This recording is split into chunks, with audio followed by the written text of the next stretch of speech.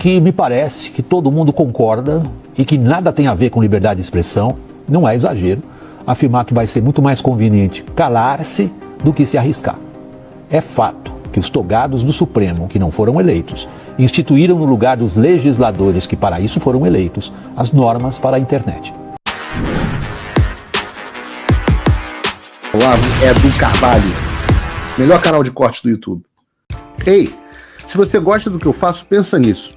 Esse conteúdo só existe porque tem gente ajudando a manter. Com pouco mais de $5 por mês, você também pode contribuir. Acesse www.paulofigueiredoshow.com/apoia, use o cupom da descrição e já fica o meu obrigado. E aí, temos a notícia ruim da semana para fechar. Por 8-3, e o voto do Nunes Marques nem contou mais, porque eles fizeram almoço a portas fechadas antes para decidir. E o do Fachin surpreendeu, mas não me engana. O cara é um comunista, garoto propaganda de Dilma Rousseff, simpatizante do MST. Por 8-3, vamos ter a censura suprema e a autocensura das plataformas adotada no Brasil. O Financial Times fez uma reportagem dura. O Michael Schallenberger está clamando para que o Marco Rubio tome alguma ação, porque a censura vem aí.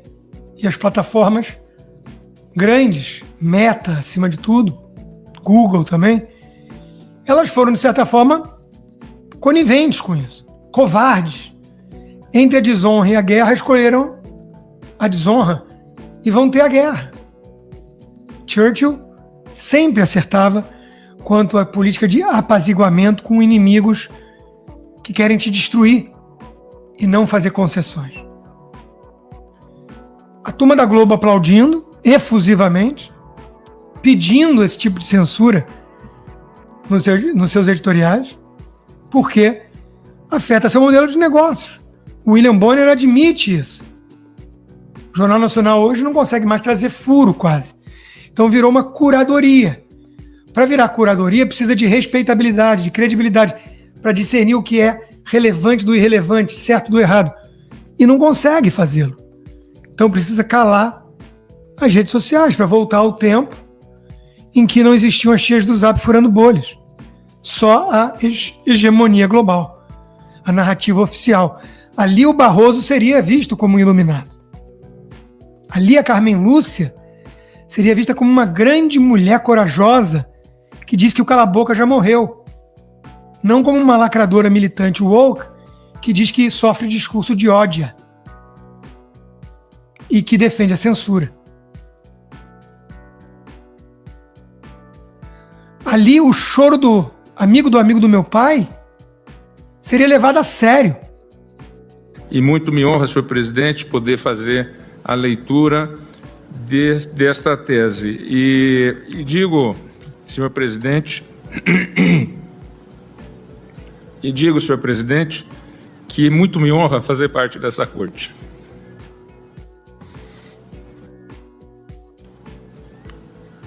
Só para fazer um registro, enquanto o ministro Toffoli toma um gole d'água, a meu crédito eu digitei pessoalmente cada uma das teses aqui, ouvindo um por um e construindo todos os consensos possíveis e com a boa vontade de as pessoas que foram abrindo mão das posições mais radicais e com os 10 dedos digitados ali rapidamente. Obrigado, senhor presidente, me deu a oportunidade de resgatar o fôlego, mas é porque é um circo.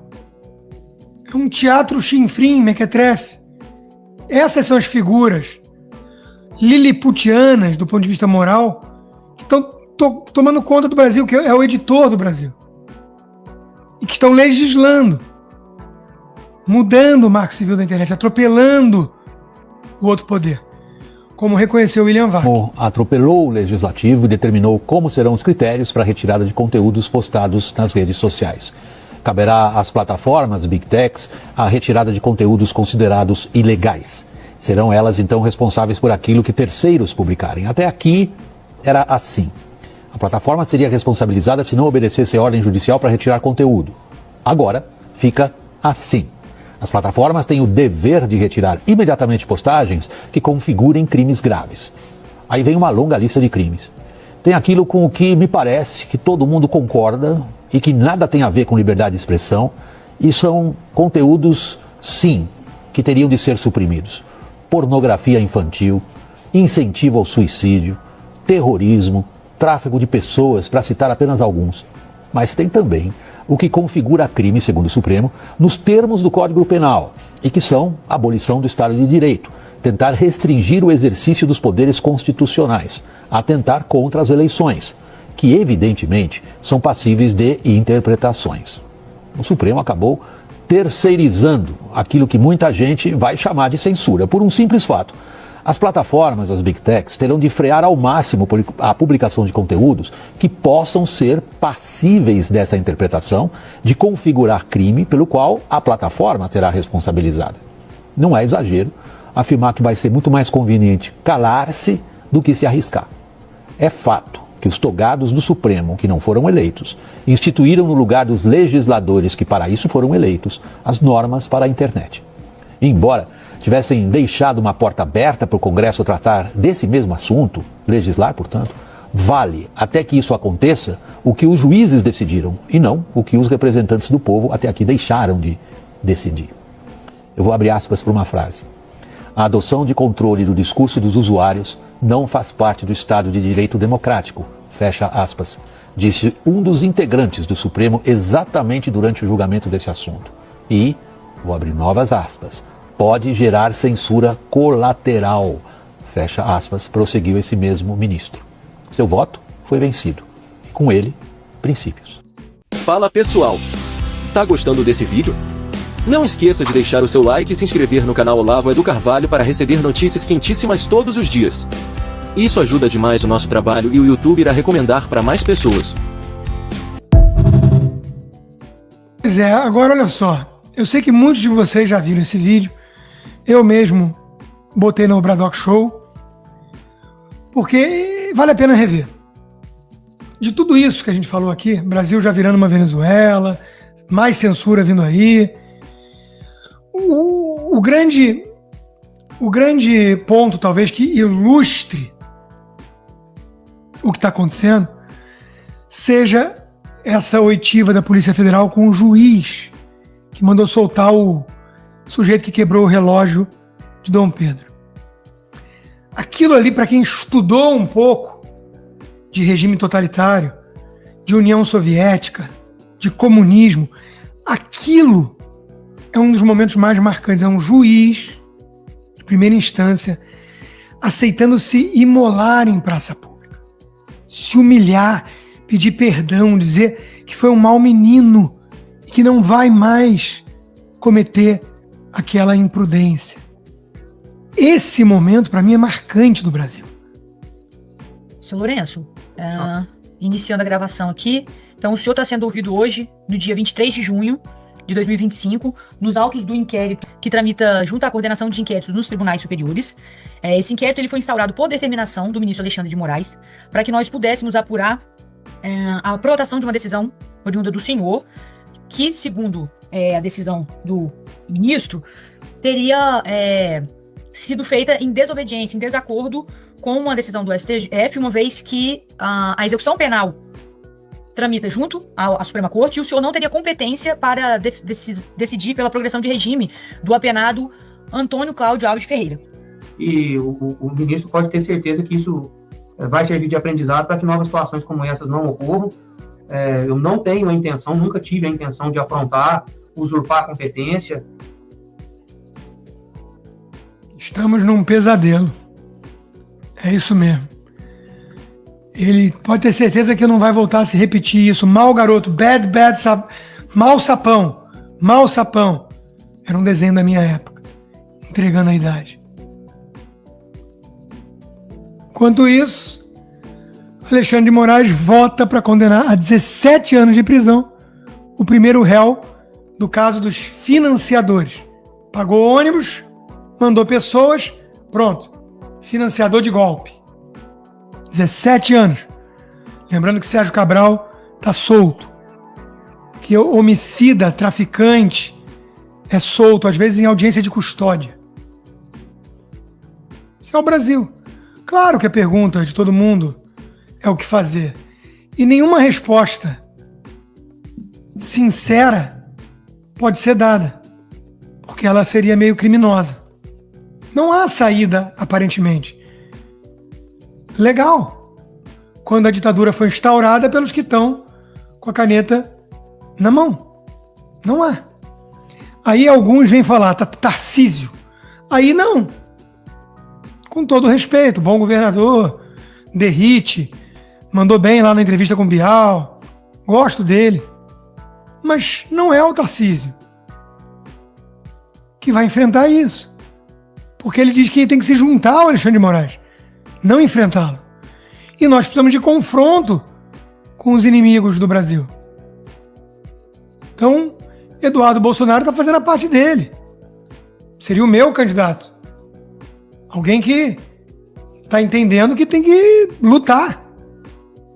Quer botar Tarcísio com Caiado, com Zema, qualquer um que negue a existência do elefante na loja de porcelana, quebrando tudo, vai discutir, não, vamos aqui fazer uma iluminação diferente nessa prateleira, e tá o elefante lá quebrando tudo. Porra, você não vai falar do elefante? Ah, vai. Eu respeito muito o elefante cuida muito bem da loja de porcelana. Temos que nos juntar a ele. Não podemos enfrentá-lo. Então dá logo a loja pro elefante. Deixa ele quebrar tudo à vontade. Brazuela. Eu não acredito nisso, eu acredito em lutar. Tô lendo um livro, terminando. O último capítulo é o Conde e o Drácula. Muita coisa do Bram Stoker ficou no imaginário popular, né? Da Transilvânia, empalando. O cara era um grande conde cristão lutando contra turcos, muçulmanos. E empalava algumas pessoas no processo. Porque luta não é uma coisa limpinha. Então, cadê os defensores do Ocidente? O Trump parece um deles. Mas o Trump é um cara de luta. Fight com um tiro aqui. O Tarcísio com o Ciro Nogueira vai formar a nossa frente de batalha? Você acredita nisso? E acha que essa é a saída para o Brasil? Eu não tenho o mesmo otimismo. Muito obrigado pela preferência, sob censura ainda, né? Muito obrigado e peço encarecidamente que quem quiser apoiar o meu trabalho independente, que é, cá entre nós, o que eu mais gosto, sem demérito a todos os outros, e são vários empregadores, parceiros, mas esse é o que eu mais gosto de fazer. Sou eu e vocês direto aqui, né? Vá lá no rodrigoconstantino.com e considere se tornar um patrono hoje mesmo. Inscreva-se também na minha comunidade do Locals, o conteúdo disponível do que eu produzo está lá, mas de preferência para quem usa VPN, para não ficar na intranet do Xandão. E, se possível, considere se tornar um membro apoiador. Você recebe como recompensa por viabilizar esse trabalho independente conteúdos exclusivos, como toda segunda-feira, tivemos ontem já, Conversa de Boteco. Quartas-feiras temos o Cigar Bar, em que eu procuro responder as perguntas dos apoiadores. Então, vá lá no rodrigoconstantino.locals.com, inscreva-se, gratuito, e, se possível, torne-se um membro apoiador. Obrigado por assistir o vídeo até o final. Se você já chegou até aqui, confere se já está inscrito no canal e se já deixou aquele like generoso. Estamos quase chegando a 1 milhão de inscritos e a sua ajuda é muito importante para levar o canal Olavo do Carvalho mais longe. Até o próximo vídeo, meus amigos. E neste momento é muito fácil aos defensores do plano alegar isso é uma teoria da conspiração.